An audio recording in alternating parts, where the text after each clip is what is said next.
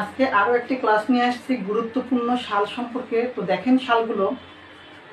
Nobel পুরস্কার চালু হয় কত সাল থেকে? 1901 সাল থেকে। শিল্প বিপ্লব হয় কত সাল থেকে? শিল্প বিপ্লব হয় 1760 সাল থেকে। শিল্প বিপ্লব কত সাল থেকে হয়? 1760 সাল। ম্যাগনা কার্টা চুক্তি চালু হয় 1215 সাল। ম্যাগনা কার্টা চুক্তি কত সাল থেকে? 1215 সাল থেকে। ফিফা গঠিত হয় কত সালে? 1904 সালে। ফিফা গঠিত কত সালে? 1904 সালে। ওয়াটারলু যুদ্ধ কত সালে হয়? 1815 সালে। ওয়াটারলু যুদ্ধ কত সালে হয়? 1815 সালে। রুশ বিপ্লব হয় কত সালে? 1917 সালে। রুশ বিপ্লব হয় 1917 সালে। প্রথম বিশ্বযুদ্ধ হয় 1914 সালে।